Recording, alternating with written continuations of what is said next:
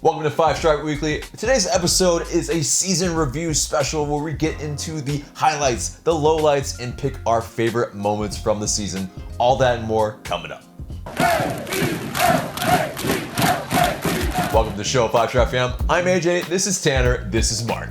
Before we get into it, become part of the notification squad by hitting the bell next to the subscribe button on YouTube or hop over from Facebook and subscribe. This segment is sponsored by Mojito's Bistro. Mojito's at the Forum, where you can find a slice of Miami and Havana right here in Atlanta. They offer Cuban cuisine made with recipes from their mom's cookbook. For more on the awesomeness at Mojito's, check our description box below. So guys, let's catch up with the news because it's been a little bit of a small break between us playing and some kind of important news coming out. So Atlanta United, as we all know, there is that rumor that Darlington Nagbe is being traded to Columbus Crew. There was the AJC article that came out that said that they had tried to keep Darlington Nagbe, and Darlington Nagbe. Yes, we knew all along that he wanted to go to an Ohio team. And actually his request was to be traded to either one of the Ohioan teams. Is that it? Ohioan? Yeah. So FC Cincy or Columbus Crew. And it turns out it is Columbus Crew. He does not deserve FC Cincy. Right. Yeah, Don't send him that'd be a cruel twist of fate. But horrible. He would make them immediately so much better, which... True. You know, but they would still struggle to score goals, that's for sure. Right. But in terms of that, so Atlanta United had to reluctantly trade him, and that's really the sad part. I mean, it's just, it's one of those where Darlington Nagbe, I mean, why Ohio? I get it in one sense. I mean, family, right? All of his family, he Yeah. grew up there, went to school there, Yeah. college coaches there. Right. The former coach at Portland is But not Ohio. but also Ohio. I mean, Right. I think the most disappointing thing is that he's just been so key for Atlanta United, and I don't know if Columbus is going to be a team that's challenging for an MLS Cup anytime To soon, be able to even if utilize he's his there. talents. Right. But I mean, I guess the important thing to say is, as of recording, and we are recording this on Tuesday, it hasn't been officially announced by the club. That being said, the trade window closes on Wednesday, so I would expect it to be announced possibly by the time you're Probably, watching yeah. this. Right. I would say 100% chance this is going to happen. It's Yeah. not going to go behind. The only thing that's left to find out is how much money we're getting, which is apparently a record-breaking amount. So I guess Right. that's a positive. Yeah, Yeah. and so we can definitely use it on some of these players, like a Julian Russell, Right. who's asking for to be a priority with Atlanta United. And another AJC article, pretty much, he was quoted as saying, "It's come to a point where I produced a lot, I played well, I should reap the benefits of that. I want to do that. If it's here, if the club wants to make me a priority here, I would love to be here. If the club decides not to make me a priority here, I would love to go somewhere where I can be a priority." What are you guys' thoughts on Ooh, that? yeah, using the word priority a few times in there. I mean, Yeah. I think you go first, Mark. No, I mean, I think it's fair, but at the same time, to kind of paraphrase what Joe Patrick said on Twitter, Atlanta United, this is their MO in terms of how they're going to handle this. Probably not going to handle this mid-season anyway, especially after they already agreed to a new deal with Miles. But Miles Robinson, that was done mid-season. So But I think it's one thing at a time kind Sure. of thing, and I think with the Gressel deal, it's a little more complicated because yes, Gressel has produced more. He's first or second in appearances for the club. I mean, he's a big player, and so yeah, I can understand him wanting to maximize his value, especially being on such a low salary in the first 3 seasons. But at the same time, the club has to be smart about this because they have a lot of things they need to take care of, like replacing Darlington Nagbe. right, and also the CBA definitely has a huge effect on his thing as Right. well as he's probably going to be a high TAM contract, And the league does not like doing that for what it's worth. The No. league has had a history of not... Because the league has final approval from what I've read when it comes to draft picks going on to be TAM and GAM players. The league historically Sets a precedent. has not liked that happening. They have prevented that from happening because it sets the precedent of draft players commanding high fees, and that's not usually happened. Julian Russell's in a very unique situation here, and I think he's produced in terms of offensively to a DP level, I think, in terms of what you can expect from an MLS level DP. assist-wise, yeah. Assist-wise, Yeah. and I think in terms of offensive production, over 3 years, he's second only to Joseph. Obviously, you lose Miguel Almiron. But I think the biggest issue for him is that Atlanta United does not know how much they can pay him. They do not know how much money he is technically worth because they don't know the rules of which they'll be paying him under. Right. So, honestly, in my opinion, I thought that the Miles Robinson deal was really club friendly, and if I'm Miles, I would have sacked my agent because you got MLS Team of the Year, best 11, and you came second in Defender of the Year. Why not wait till the end of the year and see that? Because you can command more money? I don't know. Yeah, no, it's true. Yeah, we talked about that. You don't know at how the time. much Gressel can get, so I think the club is kind of waiting because it's like you don't know. I mean, if you lose DPs and DPs go away, or allocation money goes away, you can pay him more money. But if not, you're kind of shoehorned into a situation where you might have to let him go only because you can't literally afford to give the guy what he wants. Right. Yeah, but I think it's also, Julian Gressel, I mean, he has said that he wants to be here at Atlanta United. So in terms of, it might be posturing a little bit, but yeah, it does set that precedent. But in terms of, if he does set the precedent, I mean, in terms of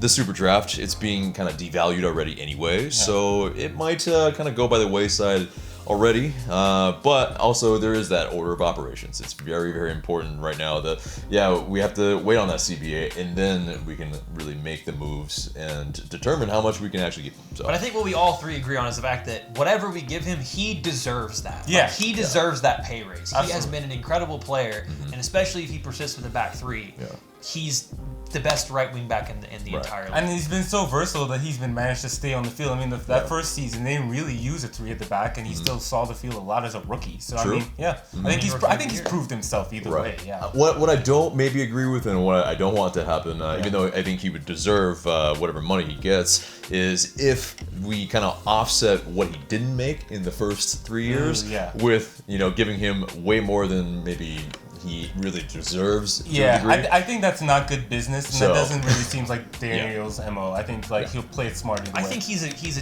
in today's salary, he's definitely a TAM player. Yeah. So certainly, level of production, definitely a TAM player for sure.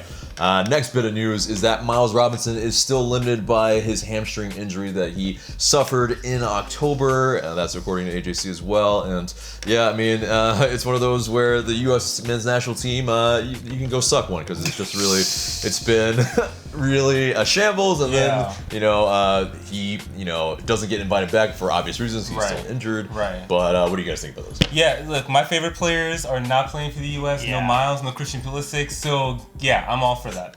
I feel like Brad Uzan isn't one of your favorite players. Oh, I'm sorry, I forgot about him. I mean, to be fair, it's not in season for Brad Uzan anymore, so it's not as important. But would he start for you? I mean, I don't care. Look, the point is that you don't have your one of your best players going to play for them as a Chelsea fan. That has to make you happy considering what they did. You don't want Christian Pulisic having his hamstring fall off because he needs to be running dead sprints after a game he didn't play in against Cuba or Canada or some shit like that. Or worse yet, trying to save that awful, mediocre program. Fuck you, U.S. men's national team. Wow. Okay. Harsh words, but maybe deserved. But anyway, so moving on from that. So the MLS 2019 MLS Cup final drew an estimated 1.7 million on ABC, Univision, and the digital properties. And that's according to Stephen Goff. But LA United and Portland Timbers last season, we did pretty much 1.56 million estimated on Fox alone. We probably did higher numbers than the one this season. I mean, I think the most important thing is like, it's not really a dick measuring competition with Seattle, but I think the best part about it is that in back-to-back years, you've had massive rises in the total, both in attendance, the people going to the game, and what you have on TV. It's and a good look, on TV, they put it up against the NFL, and it still pulled on an audience, which is incredible. Right. So it's like, that number, if we're being perfectly honest with ourselves, if that had been Seattle and Atlanta, or Atlanta and LA, it would have been even higher. Right. So the thing is that in terms of TV audience and actual match attendance and the passion you see in these cities, it's going up and it's heading in the right direction. Yeah. That's the most important thing. And also, I think we played on Saturday night. I think maybe it's a little less crowded TV schedule at that point, less competitive. Then maybe if there's a big college game. But still, there's a lot of people on Saturday nights. They have some things to do. Sure. Sunday afternoon. Yeah. But still, I mean, they still have against the NFL, and it did well. So I think the only negative about everything was the fact that it was a noon kickoff basically in Seattle. But then again, they had the entire Sunday to get litty after they won. Right. So that was productive. I'm sure. Yeah, exactly. Anytime I have something scheduled on noon on a Sunday, I pretty much do nothing for the rest of the day. For us, we win MLS Cup and it was incredible, but it's also 30 degrees outside, pissing down rain on 11 o'clock at night. We still partied. Yay, we partied. Right. Still, it was not like the game had finished in the middle of the afternoon and it was like enjoyable weather outside. Where it's like, had that game been played at 3 o'clock in the afternoon at the Benz and you win, the game's over at 5. You literally have 6 or 7 more hours of the day. The MLS Cup would have gone to Magic City that night. Yeah, exactly. That same night. I don't think I would have remembered what I did that day. Exactly. Because ours was an 8 p.m. and then 7 to 8. And then so we only had a couple hours to really do something. So. But still, I mean, it's awesome. Congrats to Seattle, I guess. So we can just talk briefly about MLS Cup. I mean, Seattle, they deserved it. They played better. Toronto, they're pissed because the first goal came from what they said should have been called back for a foul. I'm sorry, I don't give a shit because you wouldn't even be there if the same thing happened in our game. So go and do one. I kind of wanted to finish just 1-0 and then losing on an own goal because that's what they deserve, and I hate them. But you know what? It would have been poetic justice. Right. But credit to Seattle, they got the job done. Yeah, they Atletico Madrid their way to the final. Seriously. Brian Schmetzer, he's got to be the best American coach behind Jesse Marsh, right? Yeah, he's maybe quite, Bob Bradley still for me, but quite storied at this moment. I refuse to give him credit. Yeah, I guess you don't like American Pep? No. Don't give him that much credit. I know. I'm just triggering you at this point. No. Ooh, okay. No. But anyway, let's move on from that. Get lost. Next topic is that the presidents of Atlanta United, the Falcons, the Braves, and the Hawks, they have formed an alliance and sent a letter to the state lawmakers to ask them to legalize online and mobile sports betting. And that's a very interesting bit of news because, in terms of betting, it hasn't really been allowed quite yet, obviously, but I mean, that maybe opens up Pandora's box and quite a few of other things. But I mean, what do these teams actually get out of this? What do you guys think? I mean, I think it's fine. I don't want to come off across as one of those people who is like Euro snobbish, but I mean, if you go to a game literally anywhere pretty much in continental Europe, if I go to a game at Old Trafford to watch Man United play, they have actual brick and mortar like bookies in the stadium where you can go around and place bets on first goal or, final score, who's going to win, stuff like that. Or you can do it on your phone on a little mobile app, and it's like, I want to put a tenner on Atlanta United to win by 3 goals or for Joseph to score the first goal, even though I'd get literally zero return on that because, of course, everyone knows that will happen. Right. But, I mean, I think that for me personally, it comes down to if some people don't want it, that's fine, but I don't think that you're going to have the sport jeopardized if people fear. I don't see that being an issue, and if some people want to do it, I think you should allow that and tax it and let the state and the city be able to reap the benefits of that. Right. Yeah, I mean, especially in England, I mean, betting companies even sponsor some teams, Yeah, so like it's definitely ingrained in the culture. Some of them even have 2 sponsors, of betting companies. Right, like one on the sleeve and the front, right. But I mean, so I mean, it's definitely part of the game, and I think also you're seeing that trend in American sports because I think we're starting to realize over here the money that can be made off of it, honestly. So yeah, I think it's one of those things. If it's not your thing, completely understandable. I probably wouldn't place that many bets, but it's something that financially could definitely help. But I mean, you already have it as is, where you have like these FanDuel and all this stuff, which is the same thing. It's already gambling, and I guess it's been a taboo subject for so many people. But for me personally, it's just like I don't want to kind of control someone's morality. If they want to do that and if they want to place money on it, that's their prerogative, especially if it's something that can be controlled, and then again use those profits to go back in and fund state programs. Why not? You're gonna get that because you have a lot of games at Atlanta United. That soccer and betting, it just goes hand in hand, and you're gonna have people that do it. Happens anyway. So why would you just let that money go out the window as opposed to being able to use it? Yeah, I mean, the lottery is literally a giant bet. It's just, it's gambling. It's there. Like, let's just stop hiding behind the pretending we're not doing it. So the other question is, would you guys bet? I'm not a gambler. I mean, personally, like I don't do it. I don't like betting on Man United. Like when I would go, I've never bet on them. The only time I've ever bet on anything was I bet for Real Madrid to win the Champions League one time, and I bet for the Cubs to win the World Series, and they did, and I won like $50. But I'm not a gambler. Like I've gone to Vegas one time, I lost $50 playing roulette, and I was like, cool, I really don't care. I'm not going to do that ever again. I'm just not a gambling person, and I'm superstitious. Yeah, so. Like I wouldn't do serious bets. Like I wouldn't bet on Atlanta United results, but maybe do like fun prop bets. Like I think Joseph's going to score a hat trick today. Yeah, something. You know, I do that. Like, and like place like $10-20 on it. Like but every now and then. like full on, probably not. I'm poor as is. I'm not putting what money I have on gambling. Right. That's not my idea of a good time. Because it's also that MLS is really kind of a crapshoot in terms of what could happen on any given game. Especially you have like a weekday match and then, anything can go out the window. We are familiar with those. So weekday match on a cross-country economy flight. You got delayed twice. And you have like a flight canceled in like Milwaukee or something. Exactly. Yeah, who knows? Anything could happen. And so, I mean, it will be fun though. And so I think either way, whoever is into betting, I think it's probably going to be a good thing for them, and why not? So, but last topic in the news is that the Five Stripe boys have they've done a little going away party essentially for Jonathan Nagbe and Michael Parkhurst. And it's just a sad tear, but it is cool to kind of see guys that you don't usually see hanging out with each other, kind of hang out, and it's just kind of a showing of good and excellent camaraderie that I think the boys enjoyed. You saw that, you have the likes of like Florentine Pogba hanging out with Jonathan Nagbe and just Parky hanging out with anybody on the team. It's just really great to see. So but anyway, so that's it for the news, and that gets us to our season review. And pretty much we're gonna go through a bunch of topics of like best match, worst match, etc. But so first one that we're gonna get to is the best match. And so I put it to you, Tanner. Which match in 2019 was the best for you? For me, I'm going to go the 3-2 win in the Campeones Cup over Club America. I think that's the best team Atlanta United has ever played next to Monterrey. The atmosphere was incredible. The game itself was, for my personal enjoyment, I thought it was the best game I've ever seen in an Atlanta United game. And to win it, to boot, was incredible. That's got to be my best game.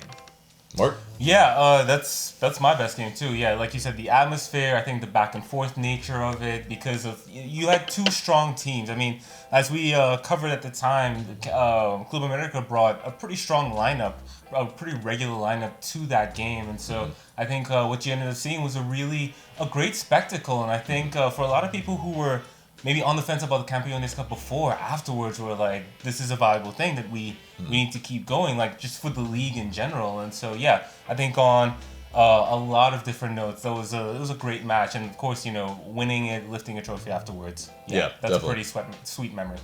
I think definitely performance-wise from LA United and from the other team as well, it was definitely the most entertaining match of the season.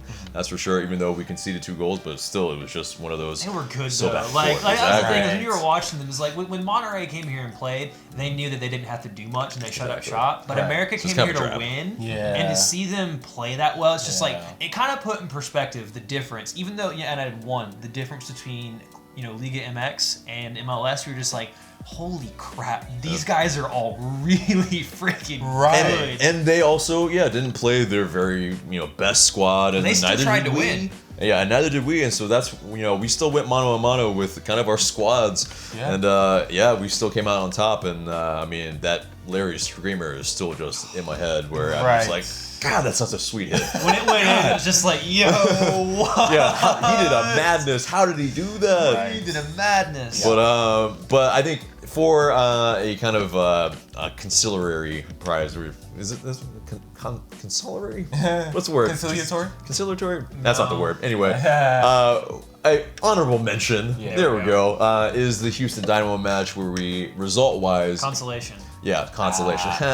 There we go, thank you. And where we smacked him up 5-0, Albert Elise, he got red carded early for arguing and doing crazy shit. But that was a fun game where you saw Nagbe score like one of his only goals this season, 2 goals of the season. But Vasquez, Joseph twice, and Gressel. I mean, that was a fun game to be at for sure. And, I think that's the consolation prize. But worst match of the season, which is not always fun, but I think it's necessary to do these things. Can you do it on a Wednesday night in Chicago? Apparently, we could not.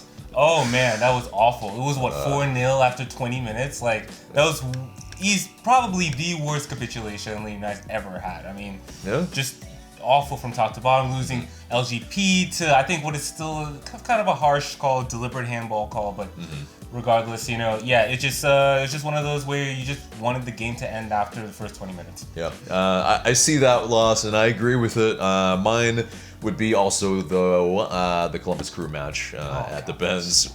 We lost 1-3. I mean, you have that Miles Robinson own goal. It's just like one of those, like, we should beat this team. They should not even have really gotten 2 goals, let alone, I think, even 1 goal. But yeah, I mean, sometimes you just have that really off night, and this was absolutely one of them. Where, I mean, I think Chicago, it might have blindsided us, and we probably expected to win, but I think Columbus Crew, I think we were in a pretty good spell. Yeah.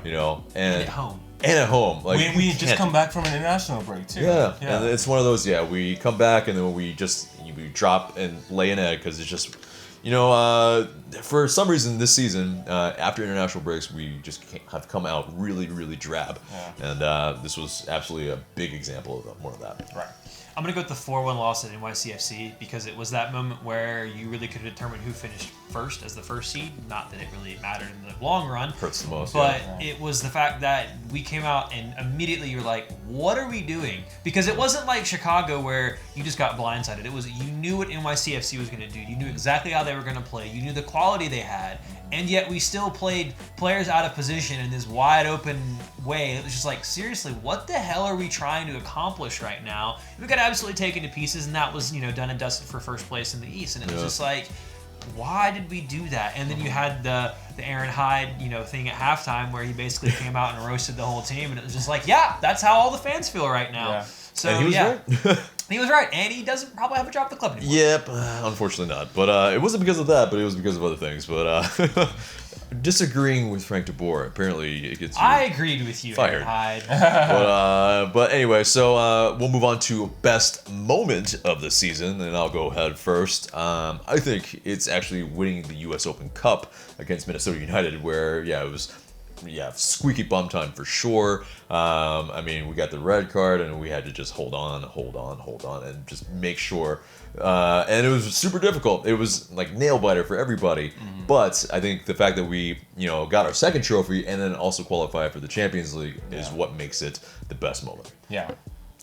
I think for me, it's like, if you want to go for like an individual moment outside of winning the trophies, because obviously those are the first two that come to mind, to go back to that Campeones Cup game, that first goal by Emerson Hyndman was one of the sweetest goals that this team has scored. And in that moment, it kind of just like, it made you think, okay, we're here, we're in this is going to be a good game. It got that game off at the start of knowing, okay, we're here to compete, and just how the movement and the build-up came in for him to come on a run from midfield into the box like that, which is not something that a lot of midfielders for Atlanta United do, and to calmly slot that thing home, I was like, wow, that was a great goal, and it kind of got that occasion going. As an individual moment, that one was just, that was sweet.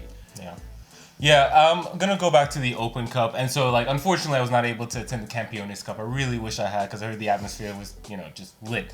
But seeing Atlanta United raise another trophy, a historic competition, and like you mentioned, Champions League, and all that. But also the fact that it was the 7th match that month and our 7th win that month. You know what I mean? It was that second half. Yeah, definitely saw the fatigue, but I think because of all of that, that's for me the best moment of the season. Okay, love that. So moving on from that, it's the worst individual moment, and we'll go with you, Tanner. I think, the easy answer would be the final whistle against Toronto.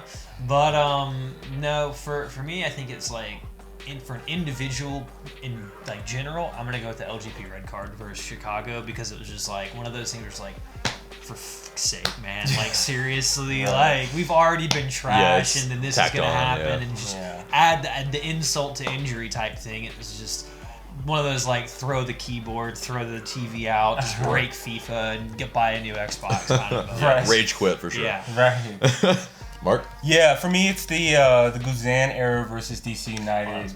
It's the opening, it's the season opener, and it just it wasn't our day. Drab performance. I think we were already down at that point, and then that happens, and it's just like, another shoddy performance in DC. Not another opening loss to the season. It's So for all those reasons, that one for me just set the wrong tone, I think, that night, and maybe for the season a little bit. Yeah, that's fair. Mine, I think, is Miles Robinson's own goal against the Columbus Crew, like I just mentioned.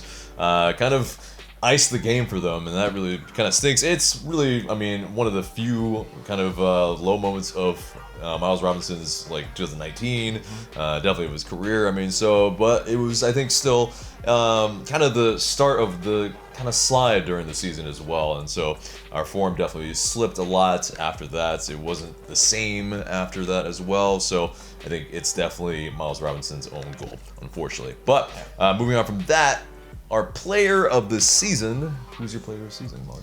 Yeah, so I give this a lot of thought, and this is tough. Yeah. Yeah, you could go several different directions, and we will. But for me, it's Darlington Nagbe, and the reason why I say that, I think he was the player who most exemplifies being good from beginning to end. Like, it seemed like every match. I'm struggling to think of a match where he didn't show up. You know, and it's what he does. I think, like we've talked about, press resistant, keeping the ball, making tackles, like just giving you that work rate and that quality game in, game out. Like I said before, man, I really don't know where the season would have gone. I think it would have gone really off the rails if we didn't have a consistent performer like Nagbe. I think there are other shouts who maybe certainly peaked at certain moments in the season, but then also had dips in the season. I think for me, Nagbe was consistent from beginning to end.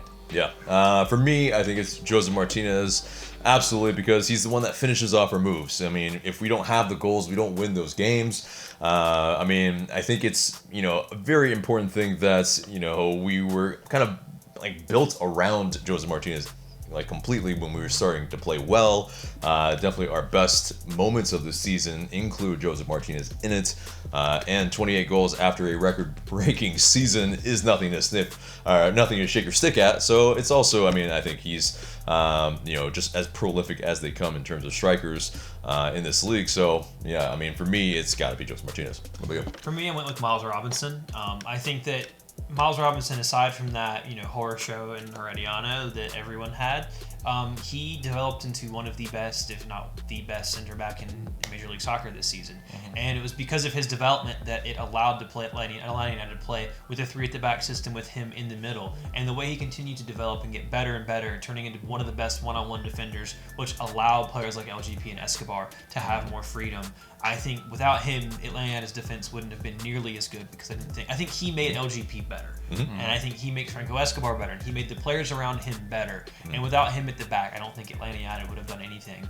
Kind of without Joseph up front banging them in, without Miles Robinson at the back, I don't think you can say that Atlanta would have been as successful. So for me, he's going to be my player this season. Oh, it just still hurts that. Oh yeah, and I think that him being out made Atlanta change the system that they had to play in the playoffs. We would have been more swashbuckling. We would have pushed forward a lot more. I mean, yeah. I feel confident saying we would be in Toronto with Miles. I feel confident saying if we're playing 3-5-2, we could have won MLS Cup again. So. Yeah, but that's what's also interesting is that all the players that we've picked are the spine of the team, and that's very, very, I think, poignant here, is that when you have a good spine, you have a good team normally, most of the time, I think, anyway. But and so, I mean, this might be a little bit repetitive, this one then. Defender of the season, what do you got? I'm just gonna say Miles Robinson.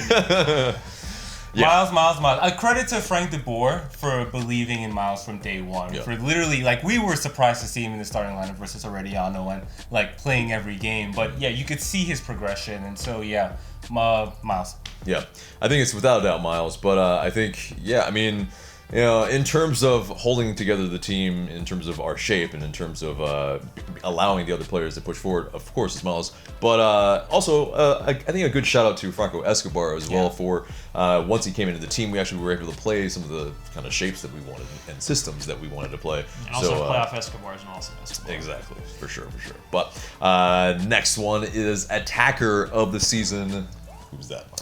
Now it's my turn to talk about Joseph, right? No, I mean, 28 goals. Fun fact, 28 goals actually still beats the previous record, before Joseph broke it last year. So too bad Carlos Vela, Zlatan overshadowed that a little bit, but I mean... He did get injured, yeah. Yeah, that too. Because I think, we talked about this before, I think Joseph could still beat the new record. And I mean, if Joseph stays for the next 3-4 seasons, man, he's going to be the goal king of MLS. Yeah. Joseph, I mean... everything's already been said. Joseph. That's fair, and I can't disagree with Joseph, but I think Julian Gressel was as crucial to our attack as anybody, and I think for his 12 assists and his goals, they were all the time very timely. I mean, all the service to Joseph Martinez, he wouldn't have gotten as many of the goals as he'd gotten if Julian Gressel wasn't feeding him, or even just that secondary ball to get that final ball to Joseph Martinez. And so he's been crucial in a lot of our best play this season. Was he always part of the build-up? Maybe not, but I think his final ball was always there this season. So I mean, for me, Julian Gressel. But next one is signing of the season. I'll go first with this one. I think, there's some good shouts in here, but I think it's Emerson Hyndman, which was actually a signing in July, and with that, I think that he allowed us to play some of the, I think, ball that Frank de Boer really wanted to play in terms of kind of that combo playing, in terms of kind of moving up the pitch in those triangles and really finding that space. And you saw that, he was starting over the likes of P.T. Martinez and sometimes Ezequiel Barco. And I mean, he, I think, really showed himself this season, whether he maybe is a better player than some of the other players that were our signings. That's another thing. But I think Emerson Hyndman had a very, very large impact. Now, some other guys probably had a larger impact, but, we'll get to that. Right. Yeah, so for me, it's Justin Meram. And wait, Tanner, what did we give up for Justin Meram? What was it again? Bag of Doritos? Bag of Doritos. Soccer ball? Half soccer ball, and some Skittles, and Romario Williams. Yeah, so I think that's what it is for me, is the value that we got from that acquisition. He held down left back, left wing back for large parts of the season. He was very good. He did add dynamism to our play. And so, for me, I think... Because, he was, the last year and a half, his career was kind of, He's waiting, So I think to have that kind of rebound with that lane, for me, I think that's what makes it the signing of the season. Does Miles Robinson's new contract count? That's super team friendly, and I think he could be making more money than what he's getting. But no, I have to agree with Marc. I think it's Justin Meram. When he was originally signed, I don't think we expected him to end up playing left wing back. But as it turned out, because of his signing, we were able to play with the back three and him playing as a wing back, and he added a lot in that system. And I think for the goals that he scored alone, a few bangers in there, you got to say that it was a real quality signing, especially for, like Marc said, the money that we paid for him. It turned out to be great. It really allowed us to play in the system that we preferred, at least in terms of what the players preferred, probably. But and so that kind of opened up the game for the whole team. But next one is injury of the season. It's an interesting one, and so Tanner. Miles Robinson, because of the U.S. men's freaking national team. Because I think that completely changed the system that Atlanta United played, and you would have seen a lot different of a team and a setup in the playoffs, something that the team is much more comfortable playing in, and things could have turned out differently. But because the U.S. men's national team is run by a bunch of clowns, we did not have him, and things didn't go our way. So thanks, Berhalters. I apologize for fogging up the camera with the steam that's coming out of me right now. Oh. Anyway. Yours.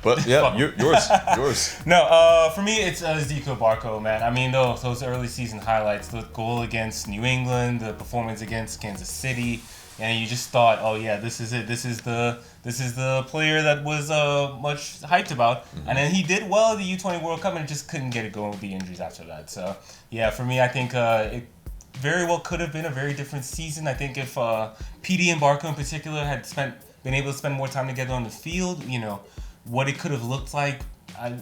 Hopefully we'll get to see that in 2020. We don't know. But that's it. For me, it's Barco.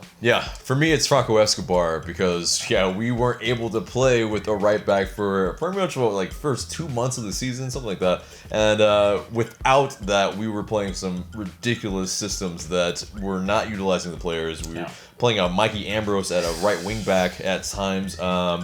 And so, exactly. And so when you finally, sure, like Julian Russell slides into right wing back, but I think we saw the solidity when Frank de Boer finally returned, and whether it was at right center back or right wing back, or at right back, I mean, he was able to allow us to play the way that we wanted, and we definitely attacked more with him in the team versus the kind of, the shutout streak that we had, but it was very, very drab and boring kind of actual play from that period. So, definitely got to be Escobar for me. But, last one of the season then in the review. How would you rate Frank de Boer's and his staff's job in this season out of 10?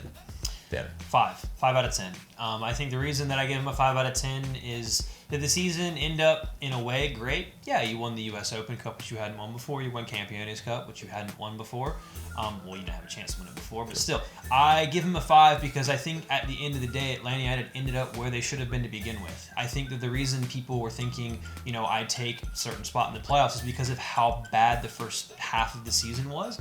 And he's admitted that he tried putting too many stamps on this team, and I thought it was arrogant and stupid of him to come in and try to completely change the way that this team played, to ignore the players that he had, to try to culture shift so drastically, and to think that that was going to go over well. And I think that was a bit of hubris for him to realize it wasn't working.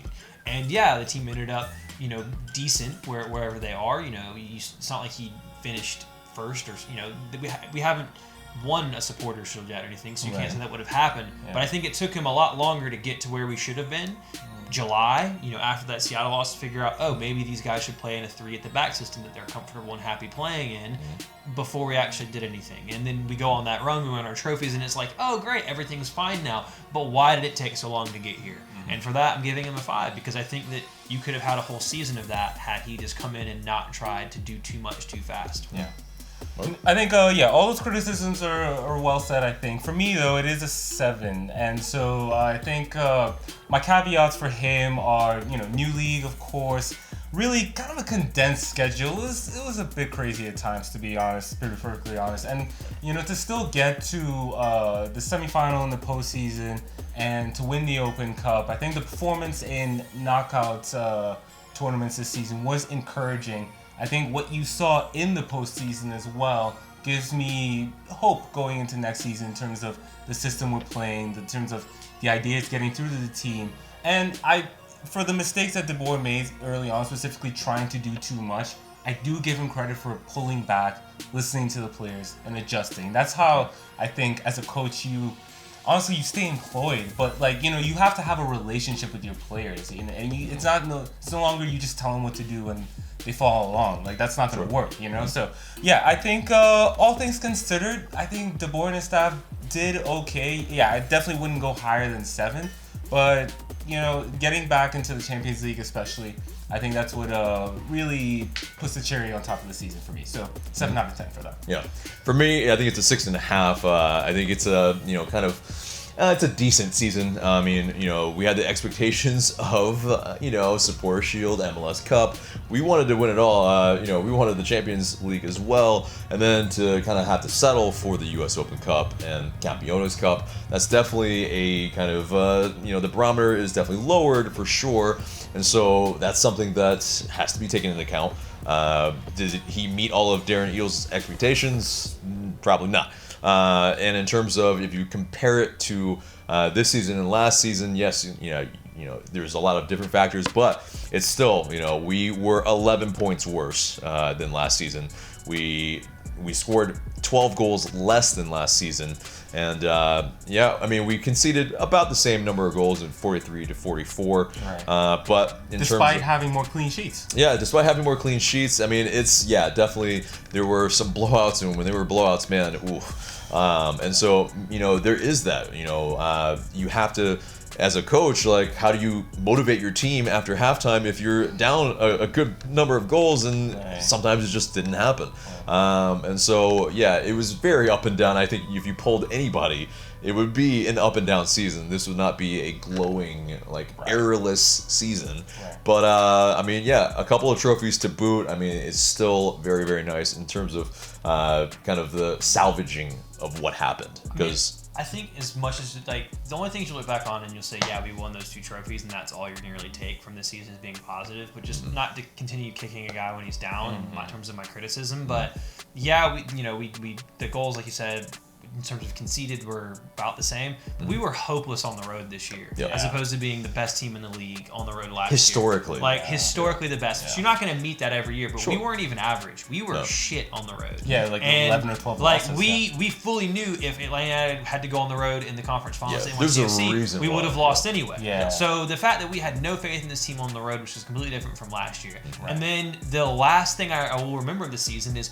us losing and going with a whimper because he didn't make changes. And MLS Cup, as the prime example, subs can change games. And it was right back. As Justin Muir said. Yeah, it went right back to the beginning of the season where we lose 3-0 to Monterrey in a game where he refused to make changes. He was paralyzed by the game, thinking everything was fine, when clearly something wasn't working. Yeah. Justin Miram didn't get on. Tito didn't get on until we were down a goal. Rometty didn't come on. Hyman didn't come on. None of these guys that could have changed the game came on. Not to mention, he didn't even have a Brandon Vasquez on the bench, who is the perfect player to bring on if you're chasing a goal, because he's a big physical presence you can lump in balls to if you're trying to go route one. Yeah. So we didn't really do that this season, really, anyway. In terms of but in a knockout game, you have to have a plan B. Yes, We exactly. didn't have a plan B, and he wasn't prepared for that. So it's like he definitely lived and died by his plan. He'll have to grow next season. Yeah. But from the beginning of the season to the end of the season, we won 2 trophies. We got to where we expected to be, but nothing that was promised to us at the beginning of the season came to fruition.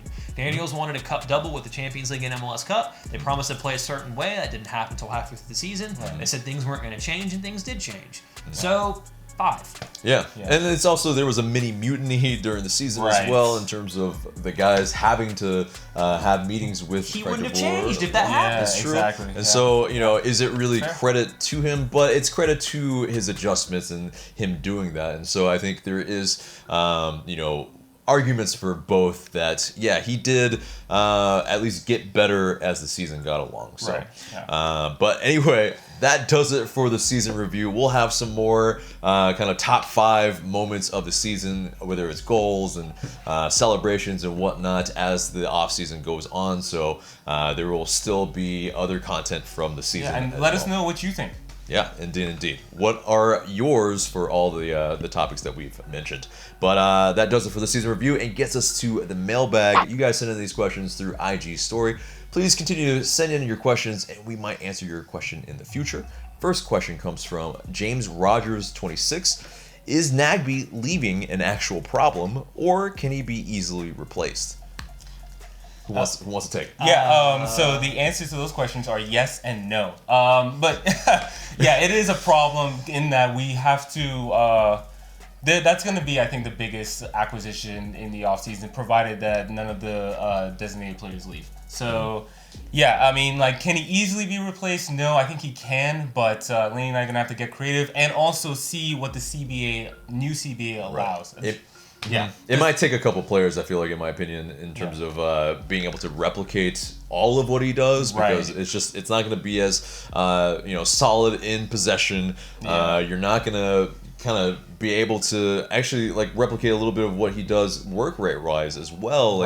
At some points during the season, he was the deepest midfielder, playing between center backs, and just allowing us to kind of tick along and recycling possession. And it was just kind of a beauty to see, because he played pretty much every midfield role along during the season. And so it's just one of those things where who can you get to replicate that? There's not really somebody in house that can do everything that he does. So.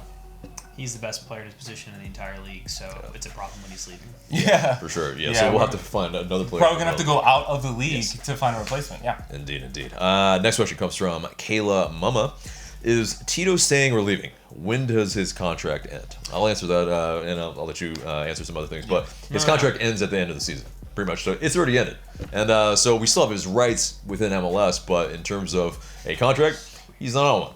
It's so weird with MLS rules to where if he can go anywhere else in the world for free if he wants, if it's in South America, if it's in Europe, if it's in Mexico. But if any other team in MLS wants him, even though he's out of contract, they have to trade us stuff for him because there's no freedom of movement in MLS, which I guess in this particular case is a good thing. I would not want to see him playing for another MLS team.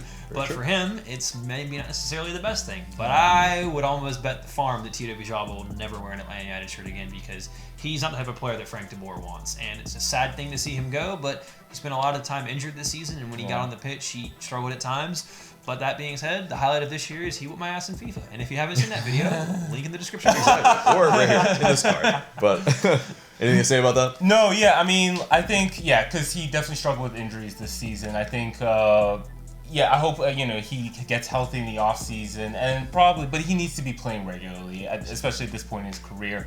Yep. So it probably doesn't really make sense for him to come back to Atlanta. So I could see him in another MLS uniform, even though I don't want to. But yeah, I think he's out of here. Yeah. Next question comes from Nando Davila. If the DP rule still applies, which of our three would you not mind losing for a new start player? It's a really good question. Yeah, I guess I'll take this. I think it has to be Petey. Just Barco. He's a little younger. His ceiling is a little bit higher. His form beginning of the season very encouraging, like we talked about before. I think also it's this hypothetically. If you play, let's say in a 4-2-3-1, I think you want Barco at the 10 and Gressel on the right, of course. And so Petey at that point, it's kind of awkward because Petey is left-footed. But he's not the type of player that you play on the left wing, more on the right wing, if anything, or in the middle. So I think it's, you saw, I think, where he was left out of the lineup, and I think it was more just down to the selection and what De Boer wanted. And so I think if you could find, maybe a little more dynamic player to play on the wing, I'd do that swap for PD. And the caveat is that we are bringing somebody else in. I wouldn't want to just lose PD for, a couple TAM players. Right. Yep. I mean, I think the natural answer in this is PD, but at the same time, I thought that, he did play throughout the whole season and Ezequiel Barco was hurt. I think that he definitely had teething problems that Ezequiel Barco suffered last year, but he came in as a South American Player of the Year, so expectations were naturally higher. I don't think he performed to the expectations, which I think were well earned as far as I'm concerned, with winning a Copa Libertadores and, being so important to that Riverside that he was on.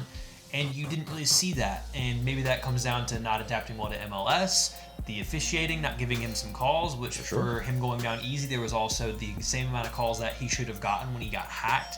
I think he tried too hard at times as well, and he just struggled to adapt. And I don't think he really ingratiated himself the way that some other players have. And so there were some issues there that I think caused you to not see the best of PT Martinez, which is why I think it's the easy answer. Ezequiel Barco, like you said, he's younger, higher ceiling, and in terms of excitement level, when he was playing well, when he would get, on the half turn and start driving through midfield, you got off your seat if you weren't standing already. You started leaning forward, what was going to happen. And unfortunately, it was just due to injury that you didn't get to see more of that. So I would say PT Martinez, just because, like you said, Ezequiel Barco is younger, but at the same time, I still think there's more to come from PT. Yeah. I mean, I agree with all of what you guys said about PT Martinez. I think it's Joseph Martinez. What? Are you mad? Totally not Joseph Martinez, but no. So PT Martinez, though, still, it is one of those things where, in terms of potential, he's got the least potential of all these players. I think Joseph Martinez still has a lot, even more to score in this league and to grow even, because he can be even a more complete player. PT Martinez kind of, he's maybe a little too old for Europe, and so there is that thing where, I mean, in terms of his peak, it's right about now, and so he's got to get to where he's going to be at as a finished product right about this time, and so that's what's going to be difficult is, I mean, PT Martinez is probably the most likely to go for me, as well as these two. But so next question comes from Alex Hagler. If a fourth DP spot is allowed under the next CBA, what position should we use it on? Central midfielder, please. Central midfielder. Re-up on that, wants to go. I don't care whether it's a holder like a 6 to replace Jeff Larentowicz, or if it's someone that comes in and does like what a Pizarro does for Monterrey. Like a guy like that in the middle of the park to dictate things like a Nagbe, but who can dictate the play, can pop up and score goals, and you know when he's playing in the middle of the park, he's going to get the ball, and if you need something to happen, he will get it to your Josephs, to your Barcos, to your PTs, whoever it is. That guy who's dynamite on the ball. That's what I get for a fourth DP spot. I like that shot. Yeah, absolutely central midfield. It is interesting too. Like if you do get a DP level central midfielder, like what type of central midfielder you go out and get? Do you get the pure defensive holding type? Do you get like the deep lying playmaker? Do you get the box to box? There's options. I'd be curious to see if that came into fruition. I'd be curious to see who Atlanta went out and get, because I think absolutely we would scour Argentina or Mexico, possibly even Brazil if they have the funds for that, So And Joe Patrick did an interesting article on this on Dirty South Soccer where he kind of used Football Manager and brought in some players from South America. I know you like that. Midfielders. I love that.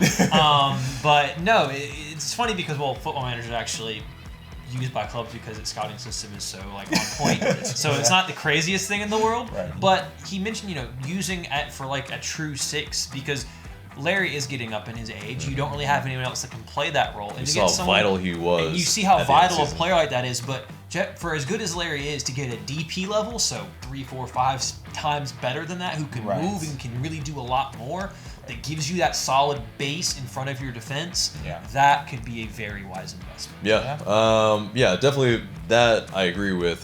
Just to throw something else out there is a winger. I think someone that out and out can beat guys on the dribble, can score goals, can assist. I mean, this is kind of maybe pie in the sky, but it's a DP. So, it's one of those guys that can change the game. Left winger. Yeah. Listen, Tito came in as a DP and he had 10 goals, 10 assists in 2017. So yeah, he's just not Frank de Boer's type of player for whatever reason. Right. Maybe he loses the ball too much and maybe doesn't allow the team to have as much control as Frank de Boer wants. Right. But maybe somebody that is along that level, he probably would have to be making more than Jose Martinez, probably, unfortunately, because that's that type of guy. He's gonna have to have a lot of qualities. One player that we managed to see in person, Roger Martinez, I would absolutely take him in LA United uniform. Some Martinez triplets. Yeah, that would be insane. If you had a front three of all Martinez, it's just like that's a nightmare. Martinez to Martinez, goal! Martinez. Wait, It'd be hella confusing, exactly. Really bad if you're building a fantasy team. Yeah. You pick the wrong one. Oh, for sure. Right? Yeah. Wait, is there a wrong one in that? Didn't you pick the wrong Keane for Everton in our fantasy draft? Didn't you pick Michael Keane before you picked Moise Keane? I did, but I still can't. Well, I mean, at this point, neither have been good because Everton's shite. At this point, both of them are the wrong Keens. Yeah, true. Fair point. True. But anyway, all right, last mailbag question. Kaylee McCoy asks, when will we find out if Gressel is playing next season? So, essentially, you have the options that are going to be picked up, whether or not and they're being announced is on Friday of this week. Now, if Atlanta United only picked up Julian Gressel's option, it would be a little troubling. But basically, he is on a contract for the next season, and so he could play out the rest of his contract and then be able to maybe leave. But I mean, we would have still, his rights. But I think there is going to be a contract extension. It's just a matter of when. But stranger things could happen as well. And so I think anything we find out will be post CBA. Yeah. You have to find out if they trigger his contract, just like him and LGP. And my gut feeling is both. You're going to pull the option on that, and you're going to trigger both the contract extensions, and then you renegotiate deals with them after you trigger their contract extension. So you have them under that, and then it puts you in a stronger bargaining position for them, and if you do want to move them on or not. So that's my process. Because the other thing is that especially for an LGP, who's both of them have said they don't want to go within MLS, but for an LGP or a Gressel, you don't want them going to a team in Europe for free. So if you trigger their contract, they can't just say, okay, I'm leaving. You have them under contract, and then you can renegotiate. Yeah. But guys, thank you for the questions in the mailbag. Please continue to do so, and we really might answer your question in the future. But that does it for pretty much the entire show, except for the question of the day. And simply, which player would you like to see Atlanta United sign in the offseason? Guys, let us know in the comments who your pie-in-the-sky players are, or your realistic ones, or even kind of underwhelming options are. We are looking forward to what you're going to say in the comments below. But guys, that's it for the episode. Remember to smash the like button. Remember to subscribe if you haven't already, and share this video because it really does help us a lot. And for Tanner, for Mark, I'm AJ. Thank you guys so much for watching.